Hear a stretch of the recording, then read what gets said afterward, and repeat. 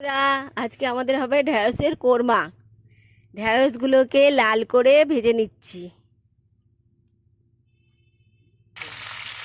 এতে নুন আর হলুদ হালকা করে দিয়ে দিচ্ছি।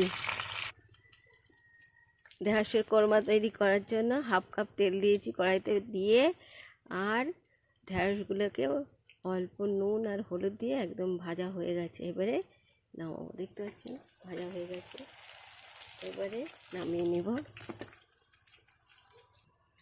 এবার কড়াইতে শুকনো লঙ্কা দুটো, তেজপাতা দুটো, আর 1 চামচ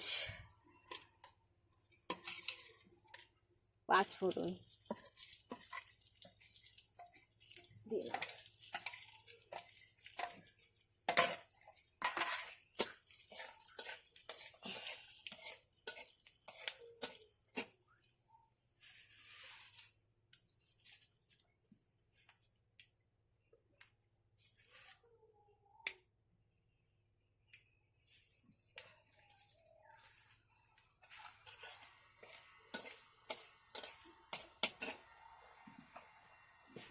এগুলো ভাজা ভাজা হয়ে এসছে। এবার আমি দেব রসুনকে হালকা করে থেতে নিয়েছি। রসুন বাটা হাফ চামচ, আদা বাটা হাফ চামচ, কাজু বাটা 1 চামচ।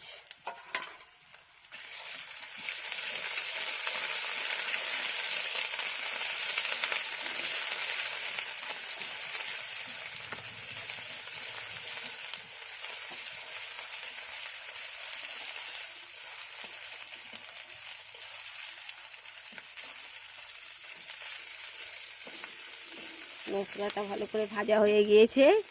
এবার এতে গোলা আছে 1 চামচ লঙ্কা গুঁড়ো, এতে গোলা আছে 1 চামচ লঙ্কা গুঁড়ো, হাফ চামচ হলুদ গুঁড়ো।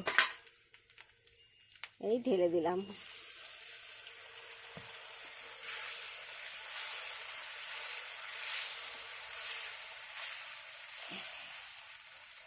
এবারে স্বাদ মতো নুন।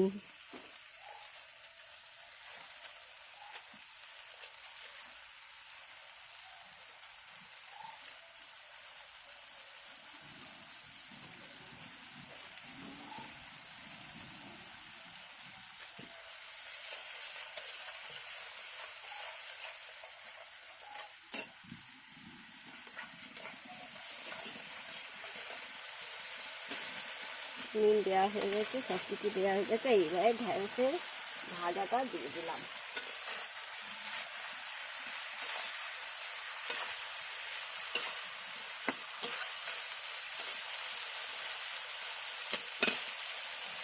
হালকা মাছে 5 মিনিট রেখে দেব ঢাকা দিয়ে।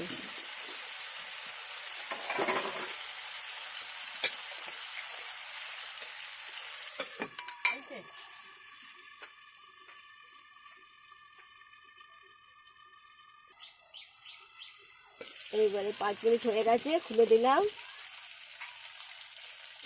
দেখছেন ঢেঁড়সের কোরমা তৈরি হয়ে গেছে। এতে এবারে 1 চামচ দিয়ে দেবো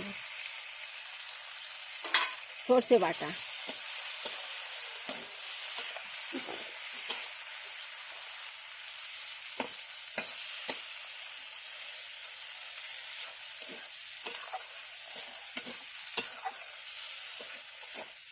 নাড়াচাড়া করে নিলাম হালকাভাবে, সেটা মিশে গেল।